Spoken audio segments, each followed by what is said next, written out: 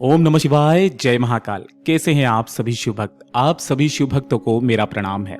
हम सबको पता है कि 25 जून 2026 के दिन पड़ रही है निर्जला एकादशी। ये वो एकादशी है जो कि साल में पड़ने वाली बाकी 23 एकादशी का फल एक ही दिन में प्राप्त करवा देती है। पूज्य गुरु जी ने इस कथा के दौरान बताया, जब विष्णु पुराण का अध्ययन आया उसके अंदर निर्जला एकादशी का व्रत अगर कोई स्त्री अपने सच्चे मन से रख लेती है तो बाकी चाहे उसने 23 एकादशी के व्रत किए या ना किए, कोई अच्छे से पारण किया ना किया, ब्राह्मणों को भोज करवाया या ना करवाया, अगर कुछ भी नहीं किया तो निर्जला एकादशी के व्रत के करने मात्र से ही उसके जीवन के बड़े से बड़े दुख, बड़े से बड़े कष्ट खत्म हो जाते हैं महाराज। जो दुख उसकी कुंडली में लिखे हुए हैं वो हमेशा के लिए समाप्त हो जाते हैं।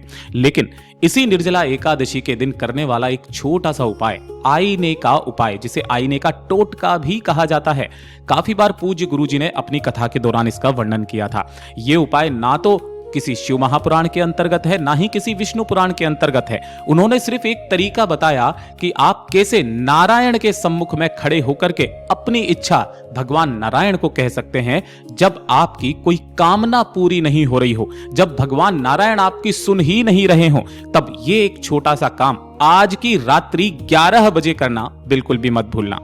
और गुरुदेव ने जैसा बताया बिल्कुल उसी भाषा में आपको बताने का प्रयास करूंगा, तो ध्यान से सुनना है और समझना है। इस वाले उपाय को करने के लिए आज की रात्रि पहले से ही आपको तैयार करके रखना है एक आईना। आपके घर में जो भी आईना हो, कांच जिसके अंदर आप अपनी शक्ल देख सकते हैं, एक कांच का टुकड़ा आपको लेना है। ध्यान रहे टूटा हुआ क्रैक बिल्कुल भी मत लेना।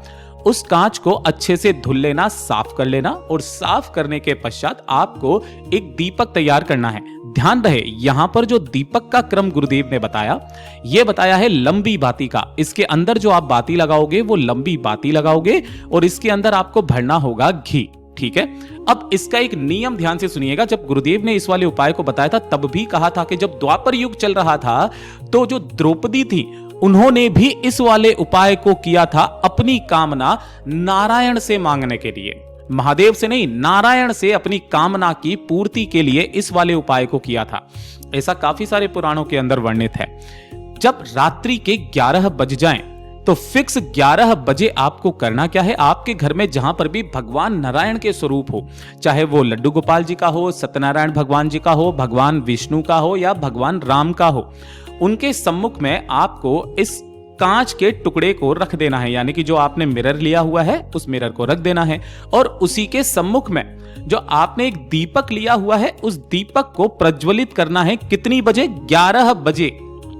ध्यान रखना 11 बजे आपको इस दीपक को जला देना है। इस दीपक का अक्ष आपको इस मिरर के अंदर, इस कांच के अंदर दिखाई दे रहा होगा। अब एक चीज का ध्यान रखना, जब भी आप इस दीपक को जलाएंगे तो इस दीपक की बाती का मुख आपको उत्तर दिशा की तरफ में रखना है, मतलब कि मिरर की तरफ में रखना है। और मिरर इस तरीके से होना चाहिए कि उसके अंदर आपका चेहरा दिख रहा हो। ठीक है, इस तरीके से आपको रखना है। मिरर के अंदर जो इसका अक्ष बन रहा है, दीपक की जो लो बन रही है, उस लो को देखते हुए आपको 11 बार अपनी मनोकामना भगवान नारायण के सामने कह देनी है। जैसे ही आपकी पूरी मनोकामना हो जाए, मतलब कि जब आप अपना पूरा 11 बार कह दें, उसके पश्चात आपको ढोक देना है, विनती करनी है, कामना करनी है। दीपक को बिना बुझाए वापस से आपको सोने के लिए चले जाना है, अर्थात फिर उसके पश्चात आपको कुछ नहीं करना। जब अगला दिन पड़ेगा द्वादशी तिथि का दिन, आप अपने स्थान पर ये जो कांच का टुकड़ा है इसे वापस से अपने स्थान पर रख सकते हैं और इसी के साथ में ये जो दीपक है, जब ये ठंडा हो चुका होगा तो इसे भी उठा करके रख सकते हैं। ये चीज का विशेष करके ध्यान रखना, जब रात्रि के समय आप इस वाले उपाय को करेंगे तो आपको कोई टोकना नहीं चाहिए। इसीलिए एकांत में जाकर शांत मन से आपको इस उपाय को करना होगा। साथ ही साथ गुरुदेव ने एक और चीज बात कही कि द्वादशी तिथि के दिन अगर आपको संपूर्ण रूप से इस एकादशी का व्रत का पारण करना है या फिर इसका फल प्राप्त करना है तो किसी भी नारायण भगवान के मंदिर में जाकर के 1 किलो जो चने की दाल होती है, चने की दाल 1 किलो, ठीक है, जिसे पीले कपड़े में बांधकर 3 बार उसके ऊपर गंगा जल से छींटा मारकर अपनी कामना कहकर के किसी भी मंदिर के पुजारी को दान में करना है। ये जो चने की दाल का महत्व होता है, इसे स्वर्ण दान के बराबर माना जाता है। महाराज, आप जिस कामना से करते हो आपकी वो कामनाएं पूरी होती है। गुरुदेव ने जैसा बताया वैसा आसान भाषा में बताने का प्रयास किया। वीडियो पसंद आया तो लाइक जरूर करना, चैनल को सब्सक्राइब जरूर से कर लीजिएगा।